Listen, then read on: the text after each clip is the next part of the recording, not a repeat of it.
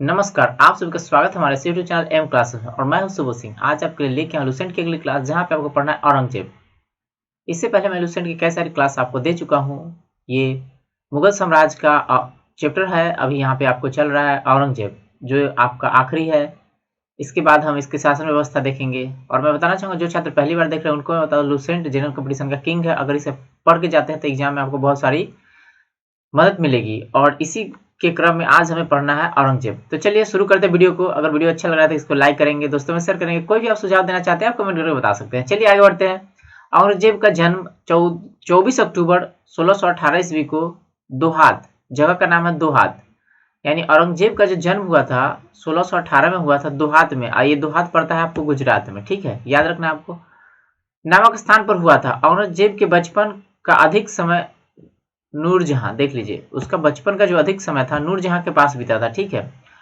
18 मई 1637 ईस्वी को फारस के राजघराने की दिलरास बानो बेगम, ये देख लीजिए, उसकी पत्नी का नाम है दिलरास बानो बेगम, के साथ औरंगजेब का निगाह हुआ। निगाह मतलब वही विवाह, निगाह हुआ। आपको बस इतना याद रखना, दिलरास बानो बेगम से औरंगजेब का विवाह हुआ था, ठीक है। कब हुआ था? 1637 ईस्वी में, ठीक है। जो मैं हाईलाइट कर देता हूँ, जिसको मैं अंडरलाइन कर देता हूँ, एग्जाम के पॉइंट ऑफ व्यू से बहुत ही महत्वपूर्ण है। आपको बस याद रखना है। पहले यहाँ पे याद कर लीजिए कि औरंगजेब का जन्म कहाँ हुआ? दोहा में हुआ, जो दोहा गुजरात में पड़ता है। कब हुआ? 1618 ईस्वी में। और उसका शादी कब हुआ? 1637 ईस्वी में। किसके साथ? दिलरास बानो बेगम के साथ। आगरा पर कब्जा कर जल्दबाजी में औरंगजेब ने अपना राज्याभिषेक अबुल मुजफ्फर, देख लीजिए नाम है उसका, मैंने जल्दी जल्दी में अपना राज्याभिषेक करवाया। अबुल मुजफ्फर मुहिउद्दीन मुजफ्फर औरंगजेब बहादुर आलमगीर की उपाधि, ये उसका उपाधि है। ये बहुत बड़ा उसका उपाधि है। ये नाम आपको थोड़ा सा ध्यान रखना है। आपको ऐसे पूछ सकता है, अबुल मुजफ्फर मुहिउद्दीन मुजफ्फर औरंगजेब बहादुर आलमगीर, ठीक है। तो आपको याद रखना है उसका उपाधि है। उपाधि से ही 1658 ईस्वी को राजगद्दी पर बैठा था, ठीक है। और कहाँ बैठा था? आगरा में। याद कर लीजिए, ये जल्दबाजी में आगरा में। देवराय के युद्ध में सफलता होने के बाद 15 मई 1669 को औरंगजेब ने दिल्ली में प्रवेश किया और शाहजहां के शानदार महल में 5 जून 1659 को दूसरी बार राज्याभिषेक करवाया। तो ये प्रश्न आपको पूछता है कि मुगल दरबार में ऐसा कौन सा राजा था जिसका 2 बार राज्याभिषेक हुआ? तो औरंगजेब, आपको याद रखना है। औरंगजेब एक ऐसा राजा था जिसका 2 बार राज्याभिषेक हुआ, एक बार आगरा में और दूसरा बार दिल्ली में, ठीक है। औरंगजेब के गुरु थे मीर मोहम्मद हकीम, देख लीजिए, याद रख लीजिए आप। मुगल साम्राज्य में औरंगजेब के गुरु मीर मोहम्मद हकीम थे, आपको याद रखना। मैंने इसको अंडरलाइन कर दिया। औरंगजेब सुन्नी धर्म को मानता था। और ये भी पूछता है कि औरंगजेब किस धर्म को मानता था? सुन्नी धर्म को मानता था, जिसे जिंदा पीर, अब ये भी पूछता है, जिंदा पीर के नाम से किसे जाना जाता था? औरंगजेब को। औरंगजेब को जिंदा पीर के नाम से जाना जाता है, मतलब ऐसा कहा जाता था। आपको प्रश्न पूछेगा कि जिंदा पीर किसे कहा जाता था मुगल साम्राज्य में? मुगल साम्राज्य में जिंदा पीर कहा जाता था औरंगजेब को। आपको याद रखना, एग्जाम के पॉइंट ऑफ व्यू से बहुत ही महत्वपूर्ण है। नोट कर लीजिए इसको आप। जिंदा पीर किसको कहते थे? औरंगजेब को। औरंगजेब कौन धर्म को मानता था? सुन्नी धर्म को मानता था। जय सिंह एवं शिवाजी के बीच पुरंदर की संधि, आपको पूछेगा कि पुरंदर की संधि किसके किसके बीच हुआ? तो जय सिंह और शिवाजी के बीच। या चेन लगा दिया हूं, आप इसको देख लीजिए। 22 जून 1665 ईस्वी को संपन्न हुआ, देख लीजिए कब हुआ? 22 जून 1665 ईस्वी को। मई 1666 ईस्वी को आगरे के किले के दीवान आम ने औरंगजेब के समक्ष शिवाजी उपस्थित हुए। देखिए, मतलब उसके सामने ना शिवाजी उपस्थित हुए। यहाँ शिवाजी को कैद कर जयपुर भवन में रख दिया। और ये भी प्रश्न पूछता है कि औरंगजेब ने शिवाजी को कैद कर कहाँ पे कैद किया था, मतलब किस जेल में रखा था? तो जयपुर भवन में रखा था। यानी शिवाजी को कैद करके कहाँ रखा? तो पूछेगा आपको, औरंगजेब ने शिवाजी को कैद कर कहाँ भेज दिया? तो जयपुर भवन में भेज दिया, यानी कैद करके जयपुर भवन में उनको रखा था, ठीक है। इस्लाम नहीं स्वीकार करने के कारण सिखों के 9वें गुरु तेग बहादुर, देख लीजिए, आप याद कर लीजिए, सिखों के 9वें गुरु कौन? तेग बहादुर। ये प्रश्न आपको पूछता है, ये प्रश्न आपको पूछेगा कि सिखों के 9वें गुरु कौन हुए? तो तेग बहादुर। आपको याद रख लेना है, आपको याद रखना है। इसके बारे में पूछेगा आपको कि सिखों के 9वें गुरु कौन हुए? तो तेग बहादुर, जिसकी हत्या किसने कर दिया? औरंगजेब ने। तो आपको पूछेगा कि तेग बहादुर की हत्या किसने की? तो औरंगजेब ने। औरंगजेब ने, और तेग बहादुर सिखों के कितने गुरु थे? 9वें गुरु थे, ठीक है। और कब कर दिया? 1675 ईस्वी को। कहाँ कर दिया? दिल्ली में करवा दिया, ठीक है, दिल्ली में उनकी हत्या कर दिया, दिल्ली में करवा दिया उसने। औरंगजेब ने 1679 ईस्वी में जजिया कर को पुनः लागू किया। देख लीजिए, ये वही जजिया कर है जो आप पहले भी पढ़े हैं। तो जजिया कर बंद कर दिया था अकबर के समय में, और इसने फिर से लागू कर दिया, ठीक है। कह रहा औरंगजेब ने 1679 ईस्वी में जजिया कर को पुनः लागू किया। औरंगजेब ने बीबी का मकबरा का निर्माण 1679 ईस्वी में औरंगाबाद में करवाया। अब ये पूछता है कि बीबी का मकबरा कहाँ है? तो औरंगाबाद में। औरंगाबाद कहाँ है? महाराष्ट्र में है। आपको याद कर लीजिए, इसको मैं नोट हाईलाइट कर दिया हूँ। पूछेगा कि बीबी का मकबरा का निर्माण किसने करवाया? तो बीबी का मकबरा का निर्माण करवाया औरंगजेब ने। और बीबी का मकबरा कहाँ है? तो औरंगाबाद में। आप इसको याद कर लीजिए, ये पूछता है प्रश्न। आगे बढ़ते हैं आप। 1686 ईस्वी में बीजापुर एवं 1697 ईस्वी में गोलकुंडा को औरंगजेब ने मुगल साम्राज्य में मिला लिया। अगर आप मेंस लिखने जाएंगे, मेंस के प्रश्न बनाने जाएंगे, बीएसएससी का हो या फिर दरोगा का हो या फिर बीपीएससी का हो या पीसीएस कोई भी हो, तो वहां पे आपको ये प्रश्न पूछेगा कि बीजापुर को, गोलकुंडा को मुगल साम्राज्य में किसने मिला लिया? तो आपको याद रखना है औरंगजेब। ये अलग अलग शासक है जो अलग अलग वक्त में मुगल साम्राज्य में अलग अलग राज्य को मिला है, अलग छोटे छोटे साम्राज्य को मिला है। तो उसमें से एक है बीजापुर, 1686 में मिला लिए, और एक गोलकुंडा 1697 में मिला लिया। और कौन मिला लिए? औरंगजेब। तो आपको याद रखना है। आपको ऐसे पूछेगा कि बीजापुर को दिल्ली सल्तनत में किसने शामिल किया, या फिर ऐसे पूछेगा कि बीजापुर को दिल्ली सल्तनत में किस वर्ष शामिल किया गया? तो 1686 में। या फिर ऐसे भी पूछेगा किसने शामिल किया? तो औरंगजेब ने शामिल किया। आपको याद रखना है। मदना एवं अकना नामक ब्राह्मणों का संबंध गोलकुंडा के शासक अबुल हसन से था। देख लीजिए, गोलकुंडा के शासक कौन? अबुल हसन से था, ठीक है। औरंगजेब के समय हुए जाट विद्रोह का नेतृत्व गोकुल एवं राजा राम ने किया था। यानी औरंगजेब के समय में एक विद्रोह हुआ था, जाट विद्रोह।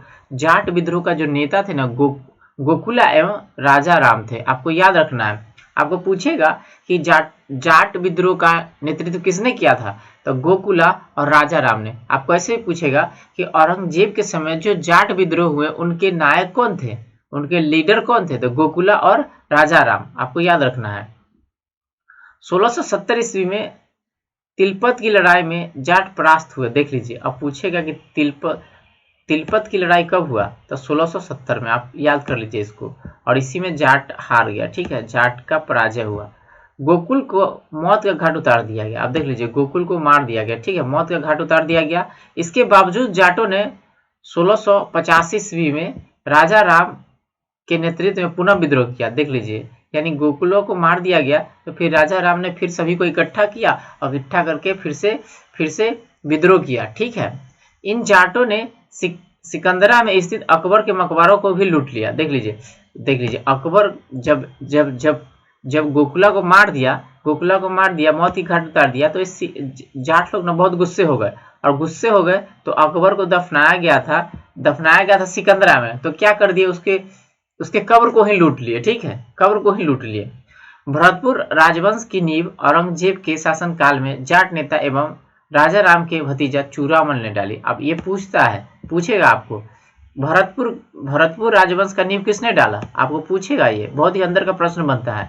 तो चूड़ामल ने डाला। आप इसको याद कर लीजिए या नोट कर लीजिए। भरतपुर राजवंश का नींव किसने डाला? तो चूड़ामल ने डाला, और औरंगजेब के समय में ही डाला, ठीक है। और ये जो चूड़ामल था, ये राजा राम के भतीजा था, राजा राम के भतीजे से। जाट नेता राजा राम के भतीजे थे। आगे आपका, औरंगजेब के समय में हिंदू वंशधारों की संख्या लगभग 337 थी। और ये प्रश्न पूछता है कि दिल्ली सल्तनत में किसके दरबार में सबसे अधिक हिंदू वंशधार थे? तो औरंगजेब में थे। औरंगजेब में मतलब औरंगजेब ने सबसे ज्यादा वंशधार को अपने दरबार में रखा था, और हिंदू वंशधार सबसे ज्यादा था, हिंदू वंशधार सबसे ज्यादा था औरंगजेब के शासनकाल में, ठीक है, जो अन्य मुगल सम्राटों की तुलना में अधिक था। देख लीजिए, यहाँ पे लिख ही दिया कि अन्य मुगल सम्राट थे ना, उनके तुलना में अधिक था। ये आपको प्रश्न पूछता है कि मुगल साम्राज्य में सबसे अधिक हिंदू वंशधार किसके शासनकाल में थे? तो 4 ऑप्शन दे देगा आपको, उस ऑप्शन में आप गड़बड़ा जाइएगा। इसलिए आप याद कर लीजिए कि औरंगजेब के शासनकाल में हिंदू वंशधारों की संख्या सबसे अधिक थी, और वो 337 थी, ठीक है।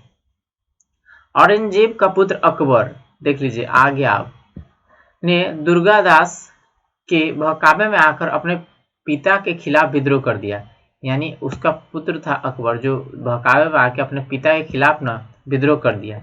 औरंगजेब ने कुरान को अपने शासन का आधार बनाया। यानी औरंगजेब जो भी कुछ करता था वो कुरान के आधार पर करता था, ठीक है। इसने सिक्के पर कलमा खुदवा लिया। अब देखिए सिक्का पर वो कलमा लिखवा दिया, ठीक है।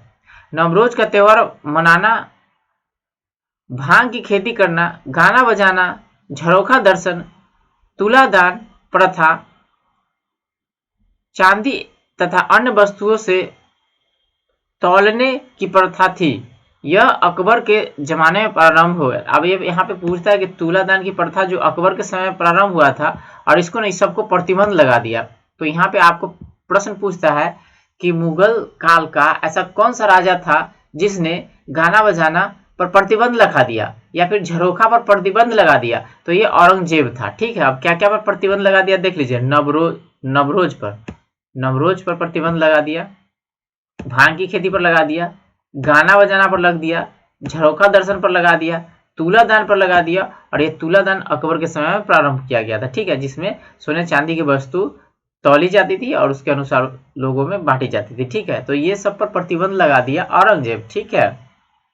जो मुगल काल के और राजा थे वो इस सबको प्रतिबंध नहीं किए थे, सिर्फ औरंगजेब ही ऐसा व्यक्ति था जो ये सबको बंद कर दिया, प्रतिबंध कर दिया, ठीक है। आगे आपका औरंगजेब ने दरबार में संगीत पर भी पाबंदी लगा दीजिए। अब देख लीजिए संगीत पर भी पाबंदी लगा दिया। और ये पूछता है तथा सरकारी संगीतज्ञों को देख लीजिए छुट्टी पर भेज दिया। जितने भी सरकारी संगीतज्ञ थे सबको छुट्टी पर भेज दिया इसने। और ये प्रश्न पूछता है आपको एग्जाम में कि मुगल साम्राज्य में ऐसा कौन सा शासक था जिसने संगीत पर प्रतिबंध लगा दिया। तो वो था आपका औरंगजेब। आपको याद रखना है, ठीक है। जितने भी संगीतज्ञ थे ना सबको अवकाश पर भेज दिया, छुट्टी पर जाइए, दरबार में रहने की कोई जरूरत नहीं है।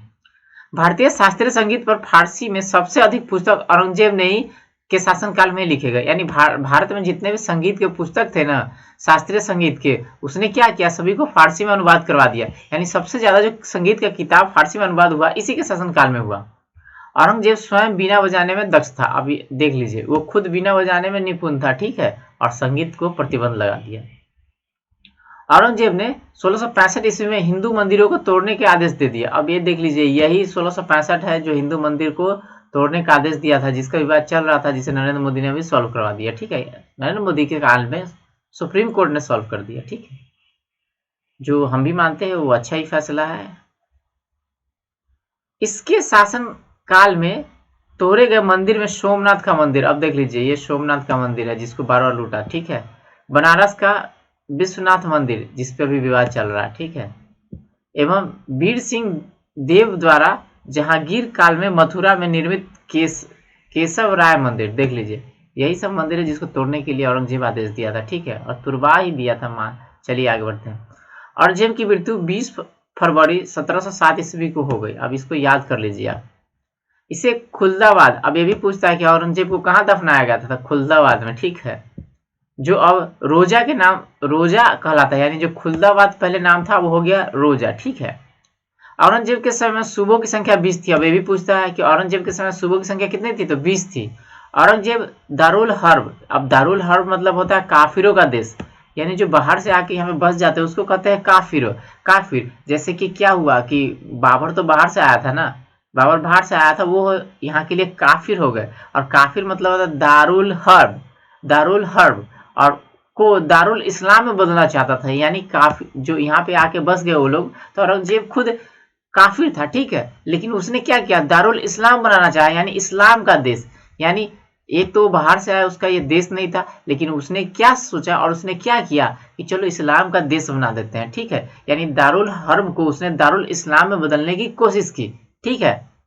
तो में परिवर्तन करने का अपना महत्वपूर्ण लक्ष्य माना। यानी उसका जो राज करने का जो लक्ष्य था वो यही था कि दारुल हर्ब को बदल देना दारुल इस्लाम में, ठीक है, जो गलत था क्योंकि वो तो बाहर से आया था ना जी। तो गलत का परिणाम क्या होता है सब जानते हैं, देर हो चाहे और देर, मतलब देर या सवेर, गलत तो गलत ही होता है, ठीक है।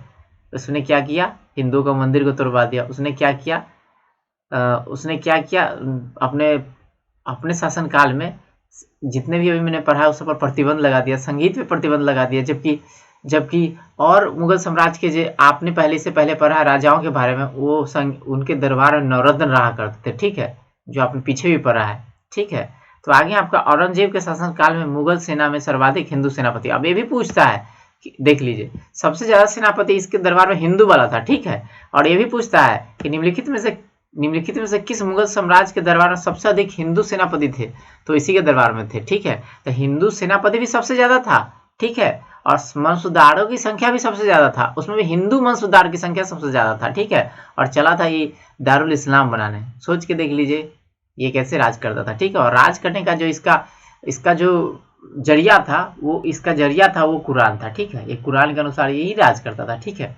ये रहा आपका औरंगजेब की कहानी। औरंगजेब की और सारी कहानी आपको आगे वाले वीडियो में मिलते रहेंगे, और आप देखना चाहेंगे तो देख सकते हैं।